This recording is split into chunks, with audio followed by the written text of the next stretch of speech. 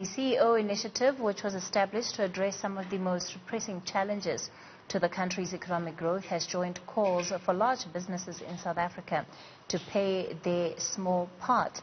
Now, it comes as some big businesses have been found wanting and not paying their suppliers and SMMEs even when they have the money. So, Xolani Mbanjwa is our business editor, and he joins me now for more on this story. And, you know, we've had CEO initiatives before.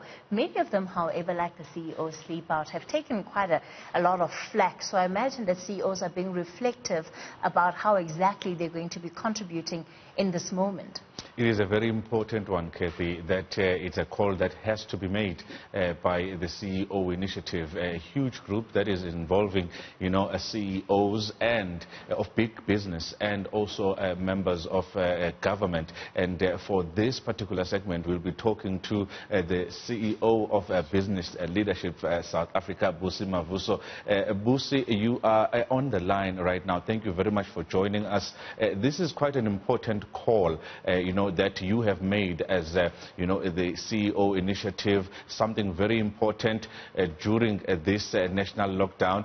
It seems like we have just lost Busi Mavuso there just momentarily, but this particular one, Cathy, is very, very important because what we've seen are big businesses that can actually, you know, afford to pay their services, and SMEs who are providers and who are actually important and are actually sitting at home right now. Doors are closed, but they're not actually doing that. Yeah. It is actually important that this call comes from their from their counterparts. But now I think we have her back. And Busi, good evening. Thank you very much for joining the business update on News at Prime. Good evening, Xolani. Thank you very much for inviting me. Thank you very much. This is quite an important call. You know, you are speaking to your members here, telling them that indeed you need to actually put through that message to them to say that by Monday the 20th, they need to have paid the small businesses. It's quite an important one because we have over 500,000 businesses in this country, small businesses in this country. But what have you observed that has compelled you to actually make this particular call? So I think it is trying to respond to what the country is currently facing at the moment. I think we have seen stats around how much a lot of small businesses are actually suffering and are actually distressed in terms of where we find ourselves as an economy at the moment. And in trying to assist in terms of where small businesses are, we are therefore responding as big business to say that it would really assist their plight, you know, if big business were to actually try and assist in terms of fast-tracking the payment of the invoices so that then they can pay their employees and they can indeed ensure that their doors, you know, are kept open even after the lockdown period, as it were. There are some, you know, grim forecasts in terms of how many businesses, Busi, might actually not reopen come this pandemic being over.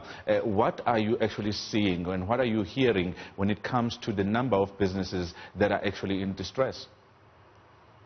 You actually very much spot on, Xolani. So some of the numbers that we're actually seeing are quite scary. So there is a recent survey that has been done by UCT, and they've only surveyed only 250 SMMEs. And I agree that 250 might not be a big enough sample to can say that this is where small businesses find themselves. But out of the 250 SMMEs that have been surveyed, 95% of them are saying that they are not in a position to pay their employees during the lockdown period. And half of that 250 are saying that they don't think that they are going to be in a position to open their doors after the lockdown period has actually been completed. So that is the dire situation that we're currently finding ourselves in. And if you look at the stats, the numbers are saying that about 60% of the SMMEs employ about 6 million people in the country. And if you're looking at the broader population that is currently employed, which is about 12 million, you are therefore seeing that more than half of the people that are employed in this country are therefore impacted because of the strain, you know, that SMMEs actually find themselves in. But another pocket of the information that is actually worsening the impact is that a lot of big businesses actually find themselves in a very rough situation at the moment. I think we all saw the call that EDCON made to their suppliers, and it included a lot of SMMEs where they were saying that unfortunately we are not going to be in a position to pay you as suppliers and as SMMEs, even if we had given you orders before. We are therefore saying now that we are not in a position to actually honor those orders. A lot of companies are actually evoking the force majeure, in their contracts to say that they are looking at COVID-19 as a force of nature, that they could not have controlled, and they are seeking legal action and legal remedy, in as far as that is concerned.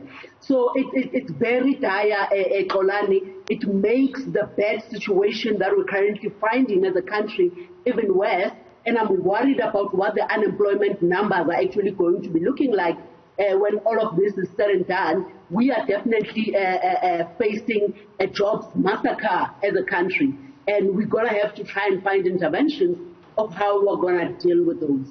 And before I let you go, Busi, one other important call is to government. Of course, this should apply to them as well when it comes to paying the service providers.